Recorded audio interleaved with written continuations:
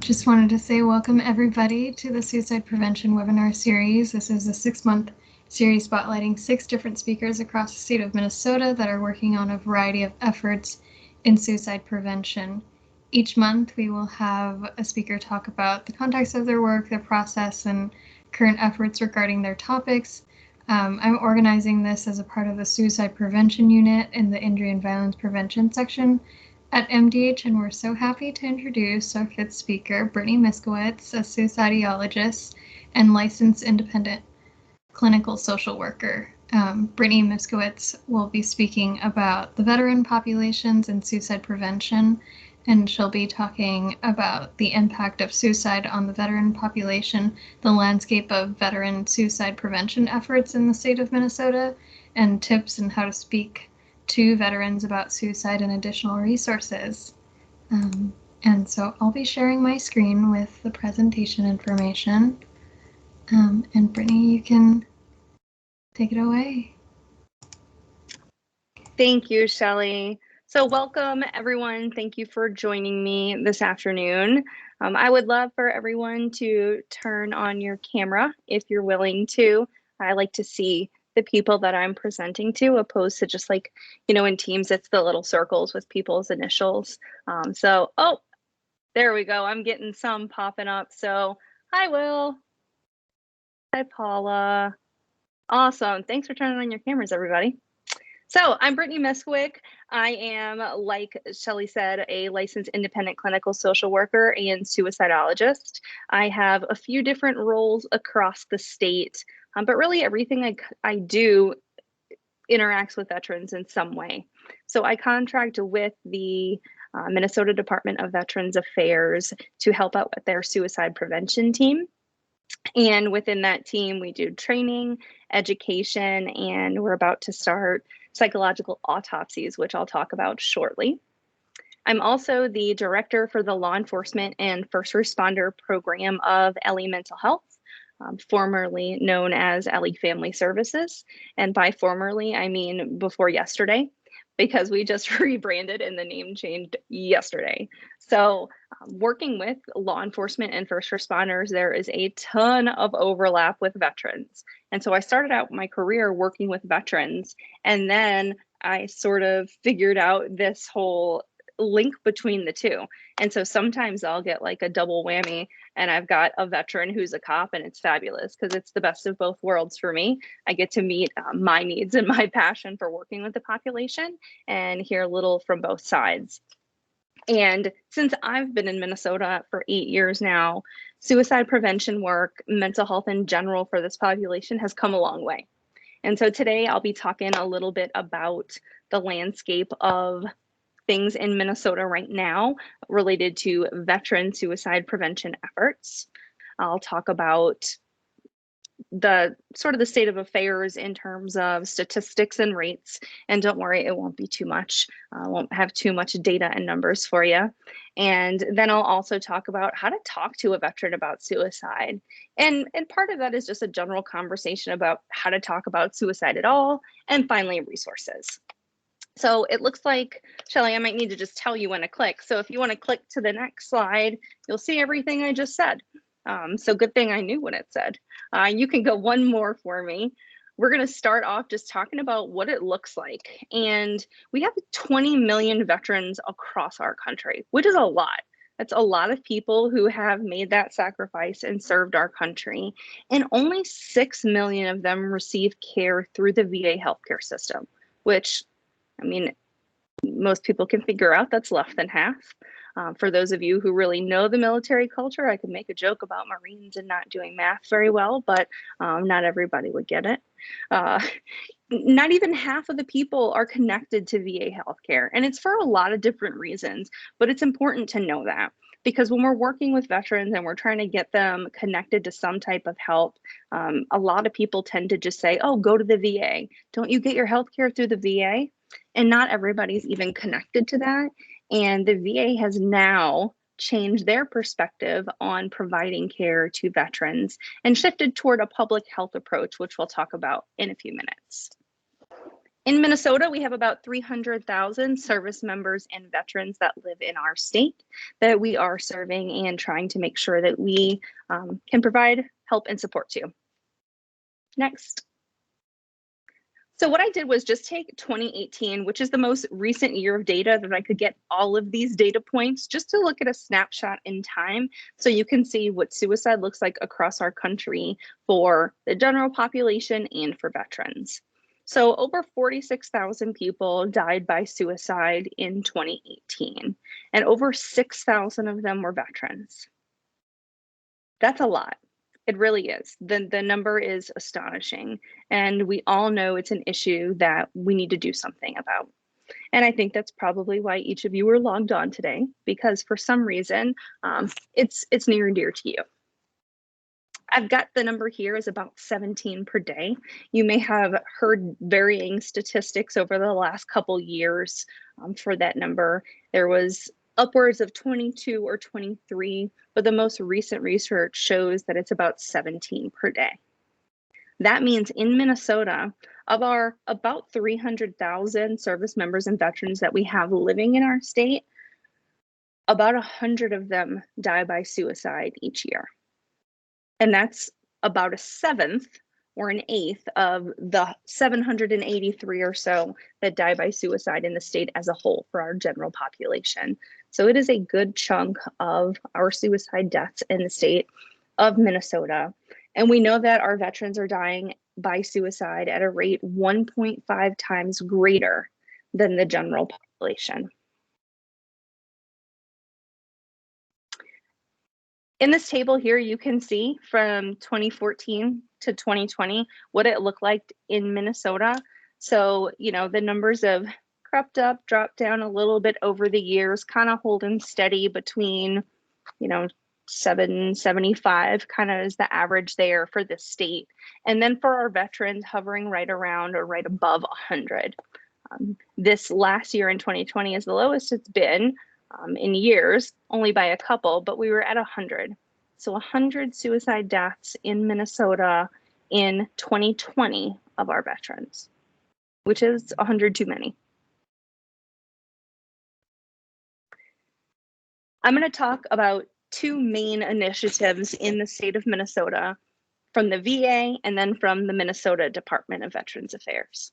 I don't represent the VA, and I want to make that very clear. You can go forward, Shelley. But I think it would be inappropriate for me not to mention the VA as I'm talking today about veteran suicide prevention efforts. So what I can say is that this is the messaging that they use, and these are the initiatives that they have in place right now. And their big message is that they look at veteran suicide prevention from a public health approach. And what that means is that they recognize that not all veterans go to the VA healthcare system for their care. They realize that a lot of veterans, in fact, most veterans, are using local community resources for their health care.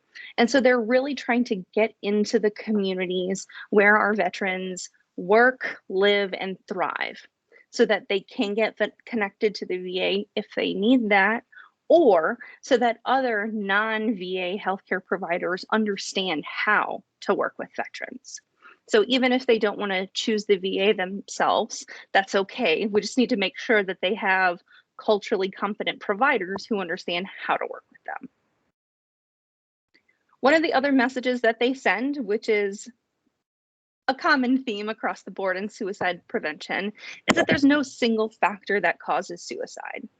And a lot of times we look at someone who's died by suicide and we hear about that last thing that happened, and that's what we say caused it. And that's not necessarily true. And if you imagine that everybody has a cup, and in everybody's cup are drops of water, and as you get a different stressor in your life, you get different drops of water. And maybe you're really resilient and you learn some skills, and some of your drops evaporate over time. But in the end, for some people, their cup overflows. And that's sort of someone dying by suicide, if you look at it like that. That last drop of water is what people look like. Oh, they just got back home from a deployment and they killed themselves. And so a lot of times people equate someone returning from deployment as the reason why. And there's never just one reason why. There are always many contributing factors. And so it's really important to know and understand that. And in fact, the research does show across the board and also specifically in Minnesota that it's about 50-50 whether a veteran had a deployment history or not in a death by suicide. So it's not necessarily a higher risk. The VA acknowledges that no single agency can end veteran suicide. And so they have been collaborating left and right, especially in the past couple years, to make sure that all the right players are at the table, to make sure that we can get all the right people there so that we can all work together. And this is something that with the governor's challenge that I'll talk about here shortly, we realized pretty early on. We had all of these key partners at the table, and we recognized that across the state of Minnesota, there are so many great organizations, so many people doing this type of work, and we're all working toward the same goal, but nobody's working together. And so the VA recognizes they're not the only ones. They can't do it alone. They need partners. And I think that's really important because sometimes we want to be the ones with our name on it and say, yeah, we did it. We did the work. But oh my goodness, how many resources and how much time can we save if we all just work together? And it has been really nice to see over the past couple of years, especially, that a lot of agencies are working together and collaboratively to end veteran suicide.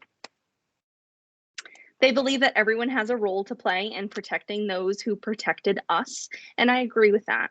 Whether it's educating people around you, asking the question when you need to, or just being present with someone, everybody can play some type of role. At the bottom of the screen, you'll see two different things here. The Community Engagement and Partnership Coordinators, which are for short called the CEPCs. We have a few of them in our state who have been huge contributors to the veteran suicide prevention efforts over the past year and a half or so since that position came into play. And they have started coalitions around the state. And each one of these suicide prevention coalitions for veterans has subcommittees. And each one of these subcommittees has goals and initiatives and toolkits and all this great stuff that they're working on. So it really doesn't matter where you are across the state of Minnesota. If you're looking to get involved in suicide prevention for this population, there's probably a coalition near you. And if not, you can join virtually anywhere, which is pretty cool too. On the other side, the state side of things with MDVA, we have just hired a full-time veteran suicide prevention coordinator whose name is Christy Charles. Christy served as the suicide prevention program manager for the National Guard the past few years and just came on board with MDVA about a month and a half ago. And they're currently in the process of hiring a suicide prevention liaison. So 2 years ago, there was no program. And now there's a full-time suicide prevention coordinator, there's a liaison who's in the process of being hired, and there's me. I'm a contractor, so I get to come in and do lovely things like this, and I'll tell you about my big project in a few minutes. Over the past year and a half, the MDVA has really advocated for all of its employees to be educated through SAVE, which is the VA's suicide prevention training. And so the CEPCs came out and did training for a lot of the MDVA employees, which has been a great partnership. All of the MDVA employees who are located in the DOMs are going through mental health first aid training this year, and so is the LinkVet staff. So we have trained all of these people in mental health first aid, which means that they have some sort of protocol now. They know what to do if they notice some type of signs, symptoms, or distress in a veteran. And, you know, that's something we didn't have before. And that sort of plays into the everyone has a part to play. Even the people who cook lunch in the DOMs, they pick up on things. They see the same people every day. And when they notice that someone isn't quite the same, maybe they're a little down, now they know how to approach them and have a conversation about it. We've collaborated with NAMI, specifically, we have a lovely trainer on the call here who got to do some of these CALM trainings to service members, veterans, and family members. And CALM is counseling on access to lethal means. So that's one of the other trainings that we've had the opportunity to push out this year. They requested a supplemental budget for more positions, electronic platforms, marketing campaign. And I know that kind of seems like a little bit of a boring thing here talking about budget, but it's important that this money is being requested and being funded for these positions and these initiatives. We're working with LinkVet to collaborate on expanding the outreach and data collection efforts for mental health and veterans crisis line referrals.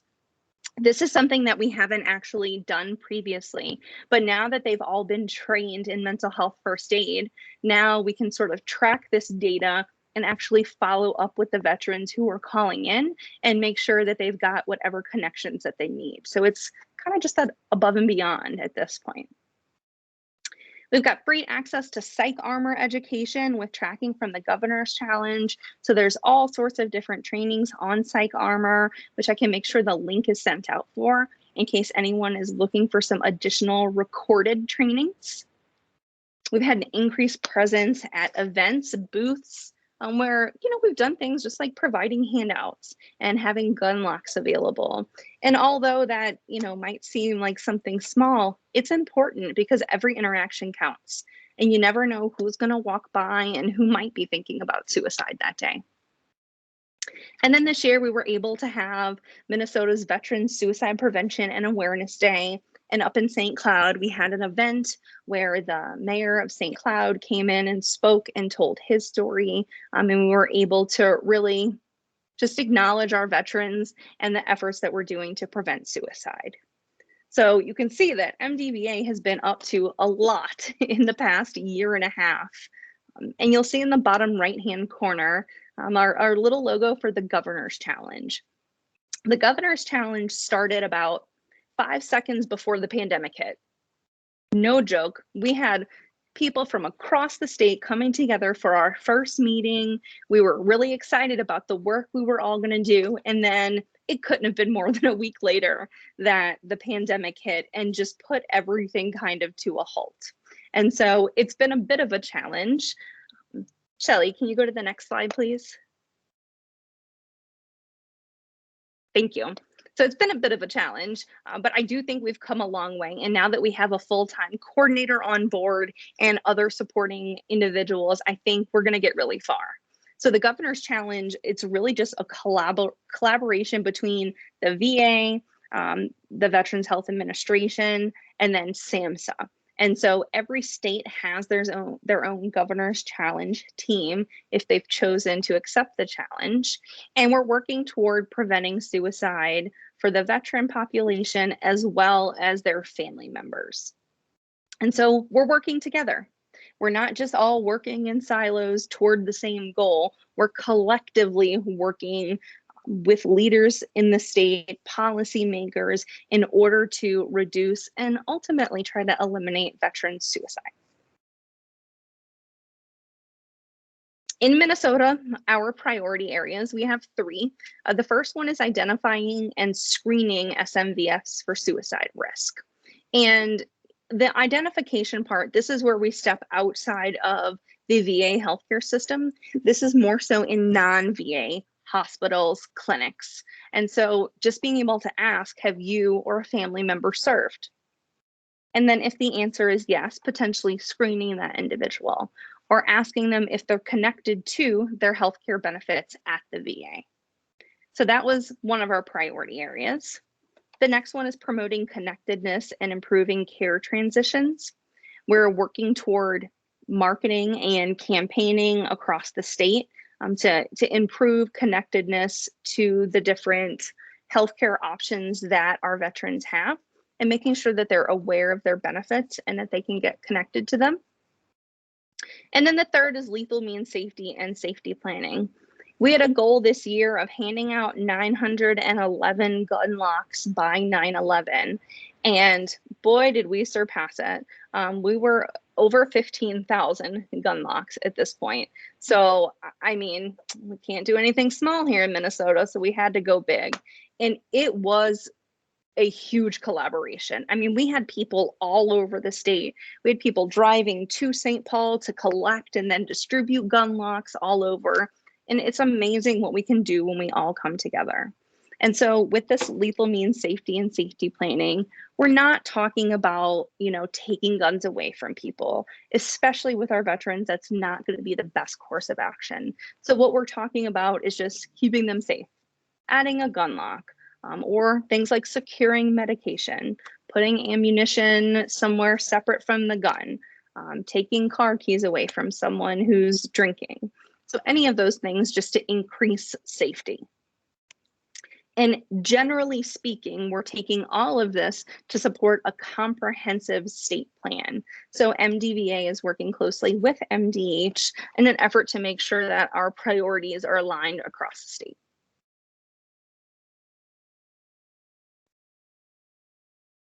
These are some of the agencies that we've collaborated with.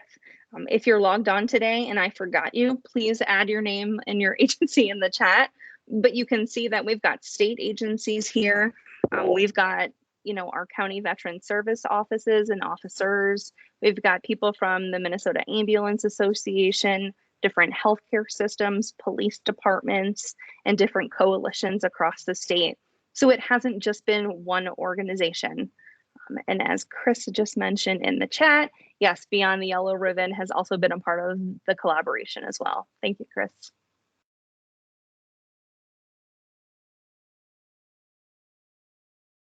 So I mentioned a big project that's coming up. And what I can tell you is that this is going to be the largest psychological autopsy project in the world. And every time I say that, I feel like I have to do this big, it's the biggest in the world, because it's really exciting. I am one of 36 people in the world certified as a psychological autopsy investigator through the American Association of Suicidology. And in Minnesota, we actually have the most psych autopsy investigators anywhere. We have 4, which doesn't sound like a lot, but it's the most anywhere in the country or in the world. So we've got 4 here, and we have got tons of people around the country who are excited to work on this project. So a contract was awarded to an agency to be able to conduct these psych autopsies, and we're going to start back with 2019. And for those of you who haven't heard of the term psychological autopsy before, it's an investigation where a trained investigator goes in and interviews family members, friends, colleagues, anyone who was close to the person. And we look at medical records, employment records, social media, really anything we can get our hands on. And we try to answer the questions, why now? And what could have been done to prevent the suicide? And psych autopsies are done for a variety of reasons. Sometimes there are family members who request them. It helps to give them some sense of closure, and it's part of the grieving process. And then there's also research projects like this one. And for this one, we're going to get a very clear snapshot of what veteran suicide deaths look like in our state for a particular year. And that will help us to inform future prevention efforts. So if we find out that none of these 100 people had a pet, maybe we realize that having a pet is a really big protective factor, and we push dogs. And I know that's just an example, but finding out that type of information really can help us to inform these future prevention efforts and solidify our focus for this type of work. We're going to be working in partnership with the Department of Health and the National Guard, and we really need everybody on board to be successful with such a big project.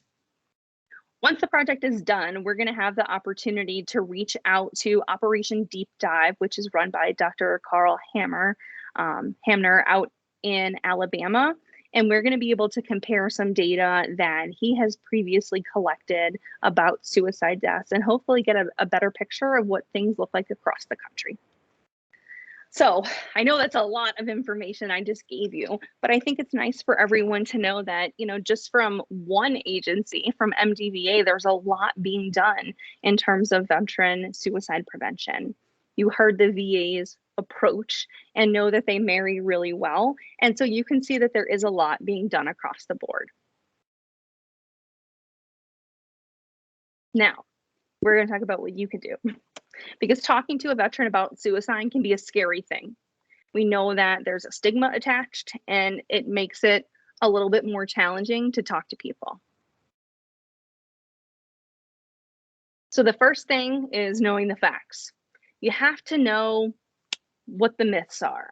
I like people to just go Mythbuster style sometimes, because not everyone knows the facts about suicide. Suicide is preventable. We know that in 95% or more, says some research, 95% of the time, people have thought about what they're going to do in terms of ending their life.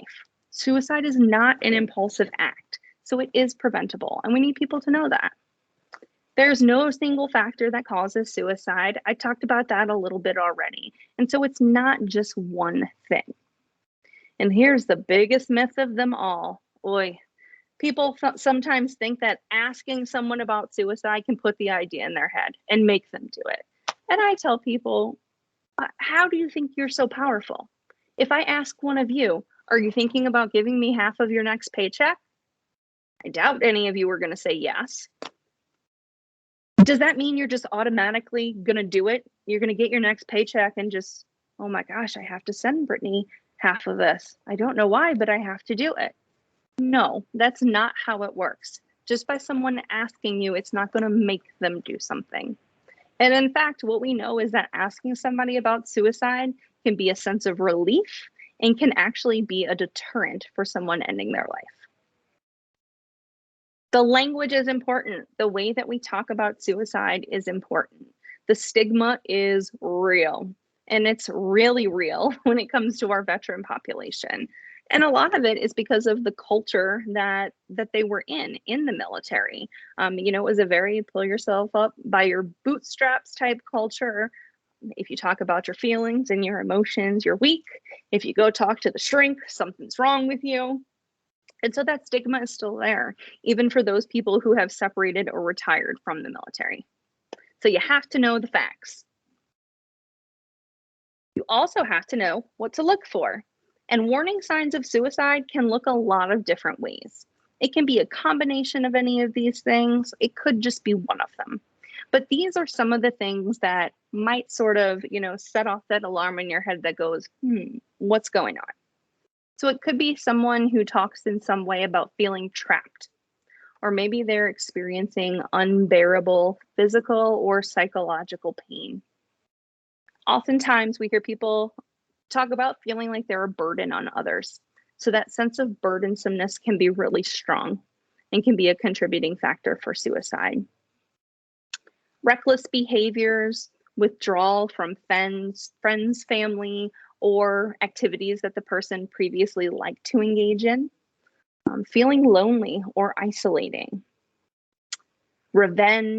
Revenge-seeking behaviors or rage can be another risk factor or warning sign to look for.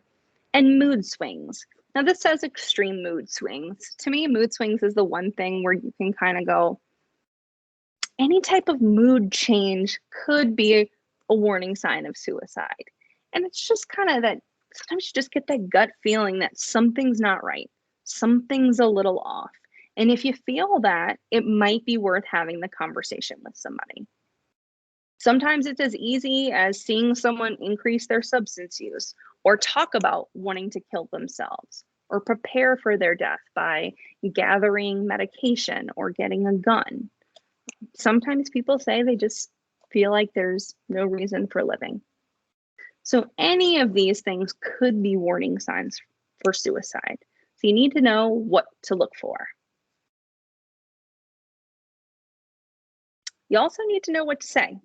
And the way that I ask about suicide, for one, is direct. You want to be direct when you're talking about it. You want to show them the evidence, especially with the veteran population. I think it's really important to tell them why. you're asking them about thoughts of suicide. So I show them the evidence, I normalize what they're going through, and then I ask directly. You click for me, Shelly? So you'll see here's an example. I might say something like, look, so sometimes when people are sleeping more than usual, they're withdrawing from friends and family, and they're having money problems, they're thinking about suicide. Are you thinking about suicide? So I am asking them directly. I am saying, are you thinking about suicide?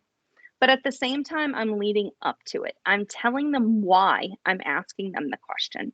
And that actually mitigates the opportunity for them to say, what? Why would you even ask me that?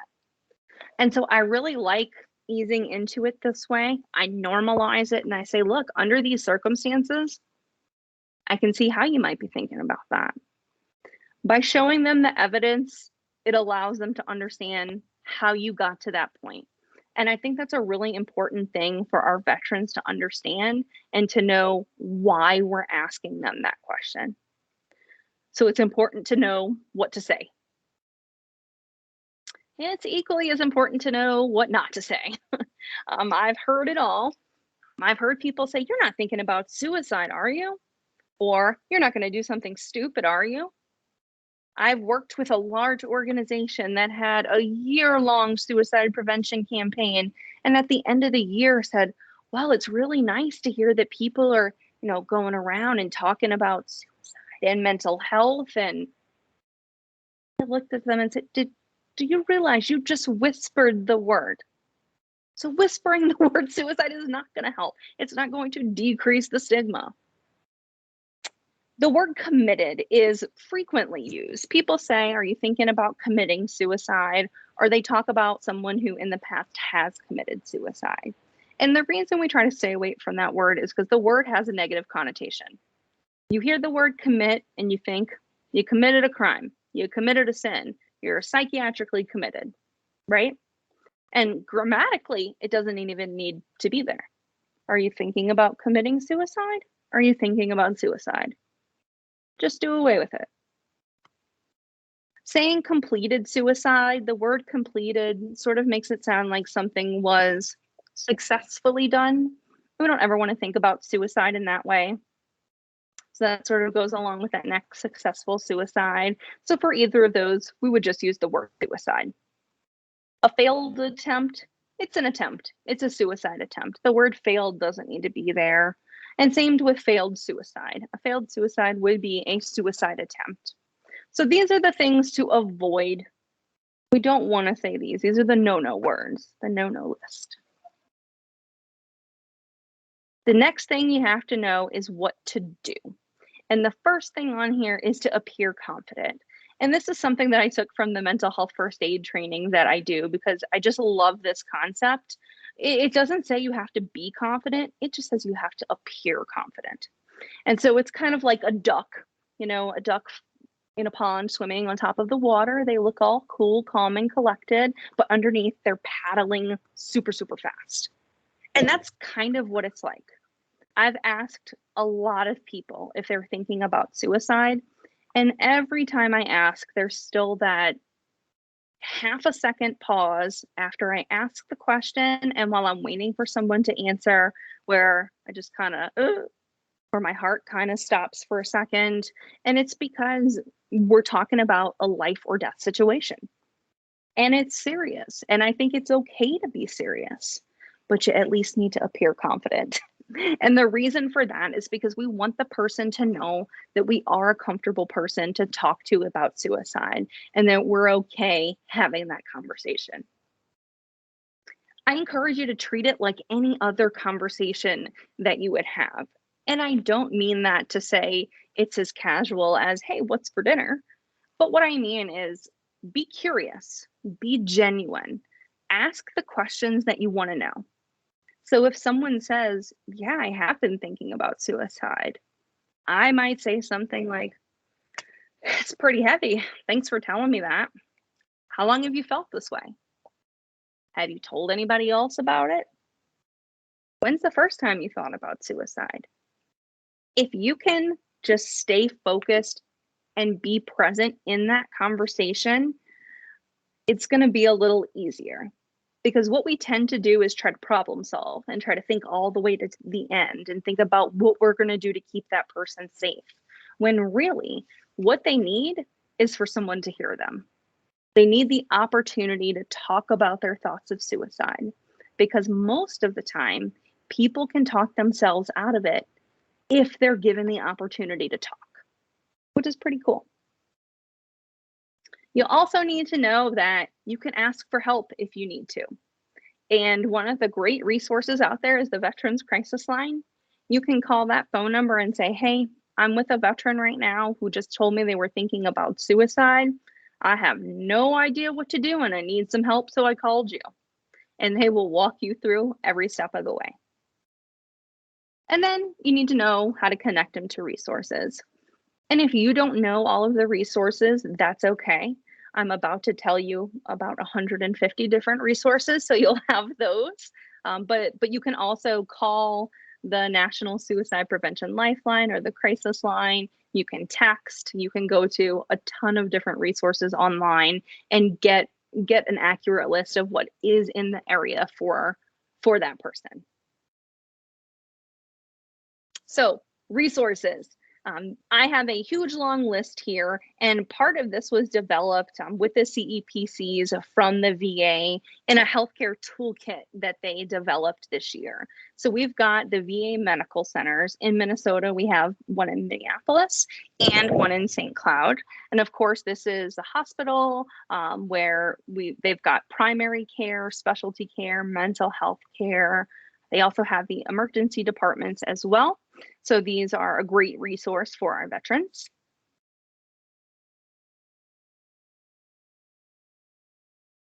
We've got the community-based outpatient clinics, which we typically call CBOCs. You probably hear people call that.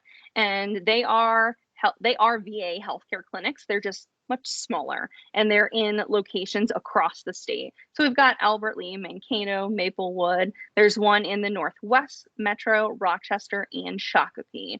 And so the CBOCs are really good. They tend to be a little less crowded, a little easier to get into. And since they're spread across the state, they're a little bit more easy to access. The Minnesota Veteran Centers, also known as the Vet Centers, are community-based counseling centers. They're a little bit more casual, a little bit more informal. There tend to be a lot of veterans themselves there that are providing peer support. There's one in Anoka, which was previously called the Brooklyn Park Vet Center. Then there's one in Duluth and St. Paul. So, different people want different things out of therapy, connection, or support. And so that's where there's this varying degree of resources that are available. And like I said, the vet centers are really good for people who want a little bit more of an informal type of support. We also have the county veteran service offices. So there are CVSOs in each of the counties listed here. These are the main ones, and you can go to the website to get the whole list, but they help our veterans, their caregivers, beneficiaries in gaining access to their benefits and supporting them through the process of getting benefits, applying for benefits, anything like that that they need to know. CVSOs are typically really ingrained into the community where they work, and they tend to know a lot. So if you ever have any type of question about veterans and getting them help, call your CVSO. The Veterans Affairs and Veterans Benefits. In order to get additional help with that, there's a whole bunch of resources here. One that I mentioned earlier was LinkVet. So you'll see the MDVA Veterans Linkage Line, which they can call and they can find out what their benefits are. And that's also the line that I talked about earlier, that all of the LinkVet staff has now been trained in mental health first aid. So that means that anytime somebody calls to find out about their benefits even, they can actually sort of be screened in a sense for any type of mental health struggles that they might be having.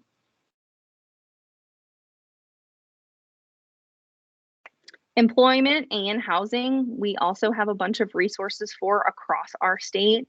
Oftentimes, this contributes to some of the mental health challenges and struggles that our veterans have. And so we want to make sure that they are aware of the different resources when it comes to employment and housing. So we've got this list for you too. And like I said, we'll make sure that y'all have this whole slide deck with all of these resources because I know there are a lot and I don't expect you to know or memorize all of them. And then we also have some resources that are specific to our family members, which is really nice. A lot of these are more education based, like the National Center for PTSD has a lot of education where you can log on and learn more about PTSD, about military culture. There's Give an Hour, which is an organization that mental health providers give an hour. They donate their time to be able to help our service members, veterans, and their families. Wounded Warrior Project has a lot of great resources, a lot of different retreats that they do, trainings, and we have a really great Wounded Warrior Project presence in our state.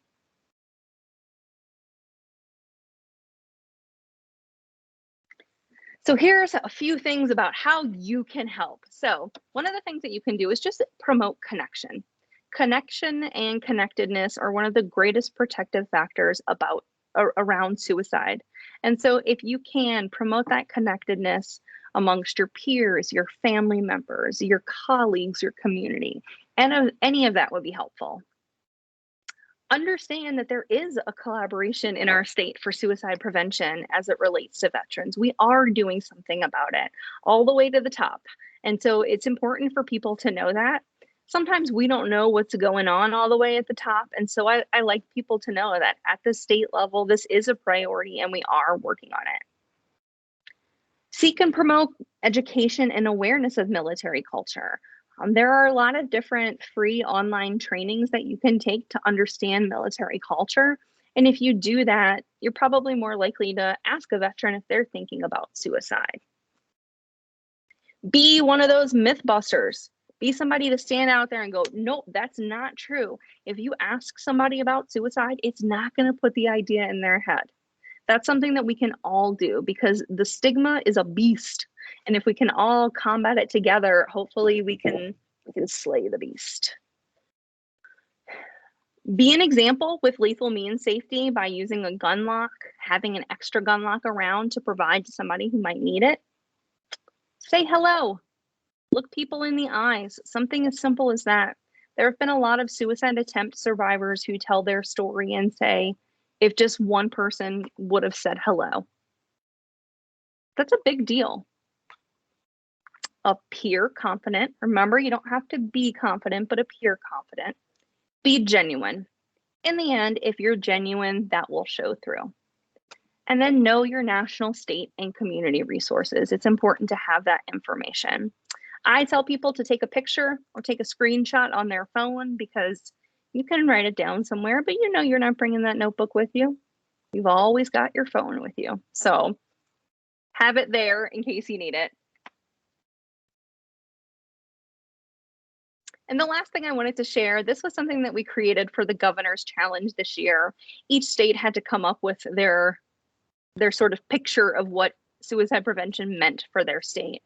And at the time, we had some of our veterans out for the riots last year. And so that picture on the right is a picture of our veterans, our National Guards members in Minnesota who were out on the front lines of the riots last year protecting our state. And then on the left, we've got just a great little image here of the state of Minnesota.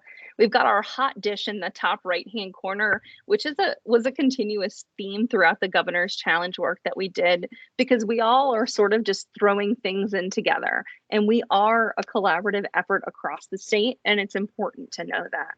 So I just wanted to share that with everybody sort of as my last slide before the contact information that I have. So on the next slide, you'll see here contact information for Christy Charles, who is now MDVA Suicide Prevention Coordinator.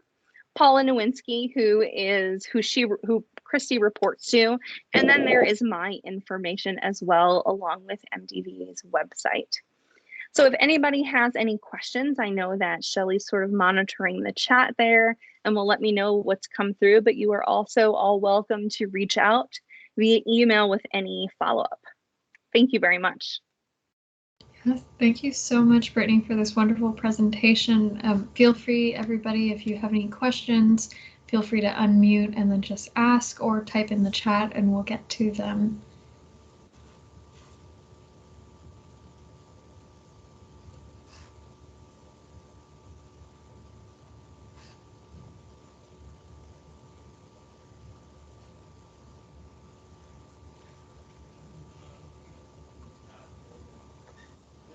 Either somebody's typing a really intense question, or I was just such a clear speaker, there are no questions.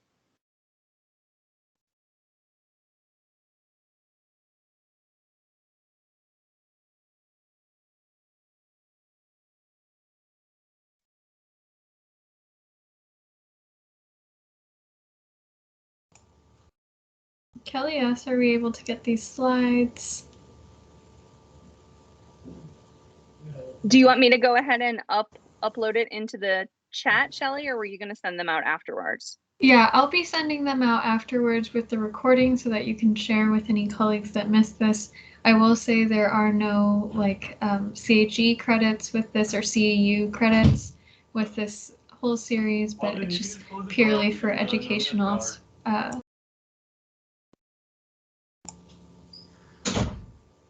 Yeah, this is just purely educational, and we're just getting a really great landscape and overall landscape of veteran